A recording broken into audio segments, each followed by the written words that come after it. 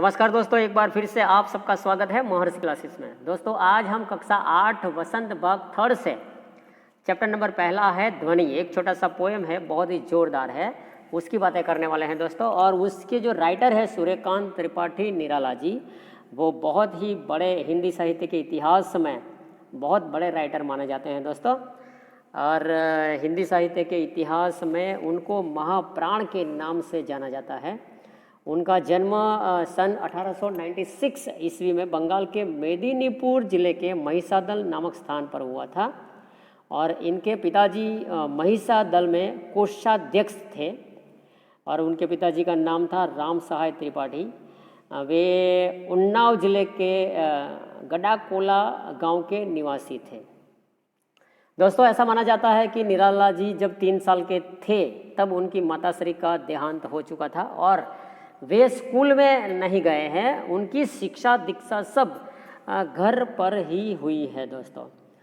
और ऐसा माना जाता है कि हिंदी साहित्य के इतिहास में सरोज स्मृति जो एक बहुत बड़ा शोक गीत माना जाता है, ऐसा शोक गीत पूरे हिंदी साहित्य के इतिहास में न भूतो न भविष्यति ऐसा है दोस्तों। और उसके जो राइटर है वो भी सूर्यकांत त्रिपाठी निराला जी है।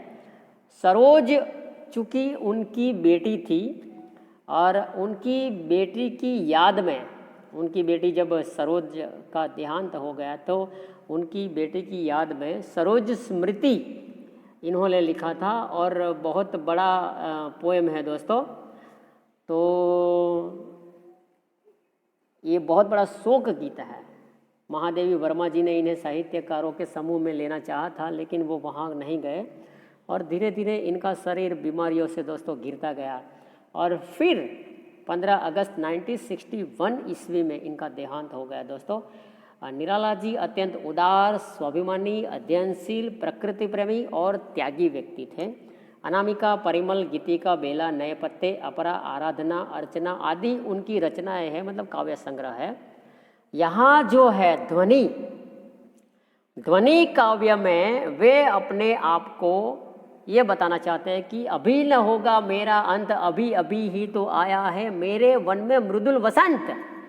मेरे वन में उन्होंने कहा है, मतलब मेरे जिंदगी में, मेरे हृदय में, मेरे जीवन में अभी अभी उत्साह आया है, आनंद आया है। वसंत रूपी जो माहौल है वो मेरी जिंदगी में आया है। अभी मैं मरने वाला हूँ नहीं, अभी मेरा अंतिम समय आया नहीं है। मैं शायद विद्रोही जो कवि लोग हैं, अपने जो विद्रोही लोग हैं उनको ये बता देना चाहते हैं, अपने विरोधियों को ये बता देना चाहते हैं, वो चुनौती देते हैं कि मेरा अंत अभी होने वाला नहीं है, अभी अभी ही मेरी ज़िंदगी में नए नए दिन आए हैं, मतलब वसंत आया है, खुशियाँ आई है दोस्तों। तो इस कविता से कवि जो है हर एक मनुष्य के जीवन में उत्साह भर देना चाहते हैं। कवि ने यहाँ अपनी आशावादिता और लोक कल्याण की जो भावना है वो प्रकट की है। वो लोगों का कल्याण करना चाहते हैं और लोगों के जीवन में नई खुशियाँ भरना चाहते हैं। वो कहते हैं कि अभी मेरी ज़िंदगी में वसंत आया है, कोई मुझे मृत प्राय समझने की कोशिश न करे। अभी मेरे मन में वसंत आया है, अर्थात मेरी ज़िंदगी में नया नया उत्साह का संचार हुआ है। मेरे वन रूपी हृदय में दयामय, सुकुमार, कोमल, नरम और नाजुक वसंत रूपी खुशियों का आगमन हो चुका है। इतना सब कुछ आ जाने एवं पा लेने के बाद मेरी मृत्यु होने वाली नहीं है। कवि के कहने का अभिप्राय यह है दोस्तों कि संसार के लिए मुझे अभी बहुत कुछ करना है। उनका अंत इतना जल्दी होने वाला नहीं है।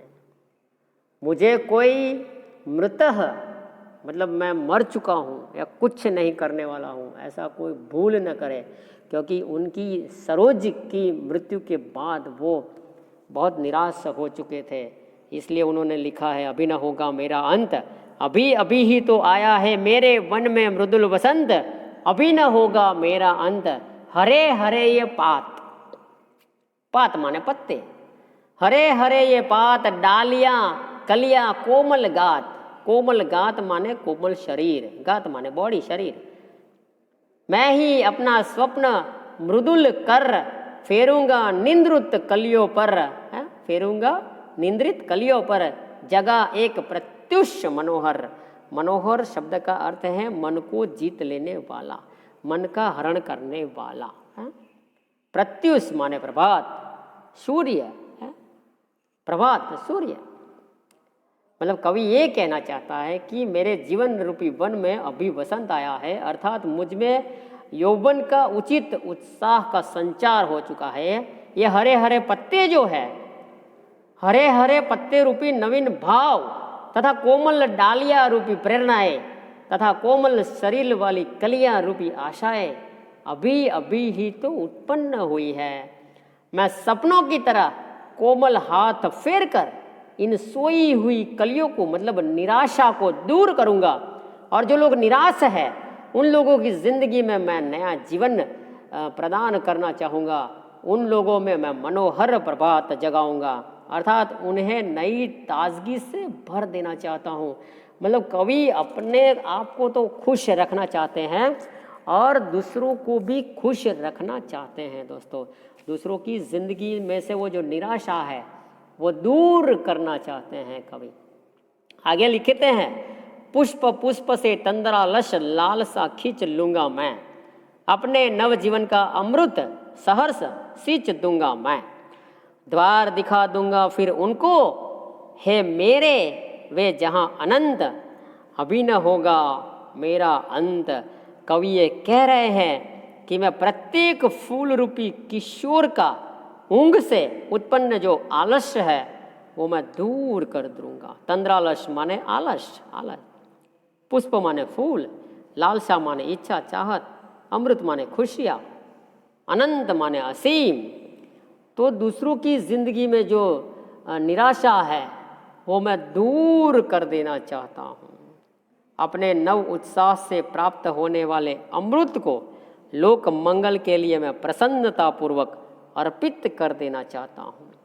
मैं अपना सर्वस्व लोक कल्याण में लगा देना चाहता हूँ और संसार के सभी पदार्थों को अपने आराध्य के चरणों में अर्पित कर देना चाहता हूँ। उन्हें अपने आराध्य, मतलब जो लोग निराश है ऐसे लोगों को मैं अपने आराध्य तक ले जाना चाहता हूँ। अभी तो मुझ में नया उत्साह आया है, नया उमंग आया है, नया जोश आया है। मैं किसी प्रकार से इतनी जल्दी अपनी हार मानने वाला नहीं हूँ। मैं हार कर अपनी मृत्यु को स्वीकार कर लूँ ऐसा मैं नहीं हूँ। मैं हारने वालों में से नहीं हूँ। चाहे कितनी भी समस्याएं आ जाए, मुसीबतें आ जाए, मैं उससे लड़ूंगा और लड़ने के बाद मैं उसमें जीत हासिल करूंगा और फिर एक नया संचार करूंगा।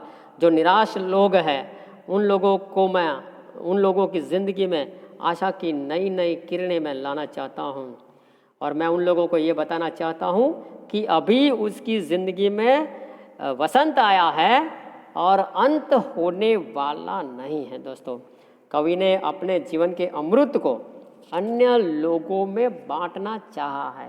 मतलब कवि के पास जो भी खुशियां हैं, उत्साह है, आशाएं है, नई नई है, वो कवि के जीवन में लंबे समय के बाद खुशियां आई है और सबके साथ वो शेयर करना चाहते हैं। दोस्तों, तो दोस्तों हमें भी चाहिए कि हमारी ज़िंदगी में जो खुशियां आती है वो हमें दूसरों के साथ शेयर करनी चाहिए। हमारे जो दुख है वो हम आपस में किसी और से नहीं बांटे तो चलेगा, लेकिन जो खुशियां हैं वो दूसरों को देनी चाहिए। दूसरों की ज़िंदगी में नए नए जो आशाएं हैं, नई नई उत्साह है, वो जगाने की कोशिश करनी चाहिए। दोस्तों, कवि ये कहना चाहते हैं कि जीवन में निराश और हताश लोगों को वो रास्ता दिखाना चाहता है और अपनी ज़िंदगी में जो खुशियां हैं वो दूसरों के साथ बांटकर जीना चाहता है। और वो बार बार ये कह रहे हैं कि अभी उसका अंतिम समय नहीं आया है, मतलब वो हारने वाले नहीं है, वो अभी थके नहीं है, वो अभी मरे भी नहीं है और वो अभी मरना भी चाहते नहीं हैं। दोस्तों, तो कुल मिलाकर ये सब बातें हैं। अब लेते हैं एक छोटा सा ब्रेक और मिलते हैं ब्रेक के बाद एक नई बात के साथ।